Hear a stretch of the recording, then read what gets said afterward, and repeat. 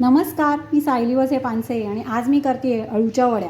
तर त्यासाठी चिंच गूळ असं एकत्र उकळून नंतर गाळून घेतलेलं आहे. त्याला प्रमाण असं काही घेतलं नाही आहे, कारण थोडंफार उरलं तरी आपण ते आमटीला किंवा जी चिंच गूळ खजुराची चटणी करतो त्याला वापरू शकतो. हे गाळून याच्यासाठी घ्यायचं आहे की त्याच्यातल्या समजा काही बिया असतील किंवा जे असे धागे येतात ते निघून जातील आणि व्यवस्थित खाली पाणी मिळेल आपल्याला. अळूच्या वडीसाठी लागणारं बाकीचं साहित्य दाखवते. साधारण एक 1.25 वाटी मी इथे बेसन घेतलं आहे, म्हणजे चण्याच्या डाळीचं पीठ घेतलेलं आहे. थोडी हिंग आणि हळद घेतलेलं आहे. पांढरे तीळ घेतलेले आहेत. ही धन्याजिऱ्याची पावडर घेतलेली आहे. तिखट घेतलेलं आहे आणि मीठ मात्र जरासं अंदाजाने म्हणजे कमी घालायचं आहे, कारण माझी जी चिंच होती त्याला मीठ लावलेलं होतं, तो चिंचेचा गोळा होता. सो त्या तुमच्या चवीनुसार तुम्ही मीठ घ्यायचं आहे. आणि आपल्याला हे पीठ घट्टसर असंच भिजवायचं आहे त्या चिंच गुळाच्या पाण्यामध्ये. माझ्याकडे ही अशी 5 अळूची वडीची पानं आहेत, तर ती मी स्वच्छ धुवून आणि पुसून घेतलेली आहे.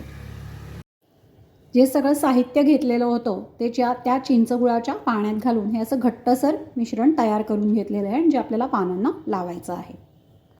आधी एक पान असं मी या परातीवर उलटं ठेवून घेतलेलं आहे. आता ते कसं लावायचं तेही दाखवते. तर ह्याच्यातलं थोडंसं मिश्रण घेऊन हे असं पानावरती आपल्याला पसरवून घ्यायचं आहे. व्यवस्थित सगळीकडे लागलं पाहिजे, तरच त्याची घट्ट गुंडाळी झाल्यावर पानाच्या सगळ्या भागात हे मिश्रण लागतं आणि चव छान येते. हे बघा, असं पातळसर सगळीकडे मी त्याला पसरवून घेते. हे बघा, या अशा पद्धतीने हे सगळं पान पूर्ण त्याला मिश्रण लावून तयार आहे. आता दुसरं पान घेतल्यानंतर ते त्याच्या उलटं आपल्याला पसरवायचं आहे. म्हणजे वरती देठाकडची बाजू असेल तर इकडे अशा पद्धतीने लावायचं आहे आणि मग परत एकदा याला ते मिश्रण व्यवस्थित पसरून घ्यायचं आहे. अशा पद्धतीने एकावर एक सगळी आपण पानं लावून घेणार आहोत. अशा पद्धतीने एकावर एक उलटसुलट करत सगळ्या पानांना मी ते मिश्रण लावून घेतलेलं आहे आणि आता आपल्याला याची गुंडाळी करायची आहे. हे बघा, गुंडाळताना खालची बाजू मी आधी अशी एकत्र केली आहे आणि असं गुंडाळत आपल्याला घट्ट त्याचा रोल करायचा आहे.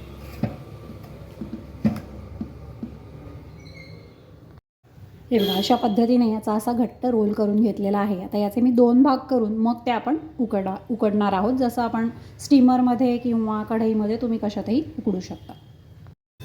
या स्टीमरला किंवा चाळणीला खाली तेलाचा हात लावून घेतलेला आहे आणि मग हे उंडे अर्धे अर्धे करून त्याच्यामध्ये ठेवलेत. आता आपल्याला ते 15 मिनटं तरी उकडून घ्यायचे आहे, वाफवून घ्यायचे आहे. 15 ते 20 मिनटं झाल्यावर यात सुरी घालून चेक केलं आणि सुरी जर का क्लीन निघाली तर याचा अर्थ हे उंडे उकडले गेलेले आहेत. साधारण 15 ते 20 मिनटात व्यवस्थित उकडतात.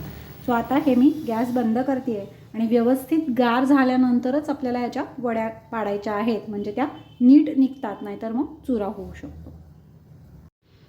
उंडे गार झाल्यानंतर त्याच्या मी अशा वड्या कापून घेतलेल्या आहेत. फार पातळ नाही किंवा फार जाड नाही, अशा स्वरूपात त्या कापून घ्यायच्या आहेत आणि आता त्या मी मीडियम गॅसची फ्लेम ठेवून मीडियम गॅसवरती ते तळणार आहे.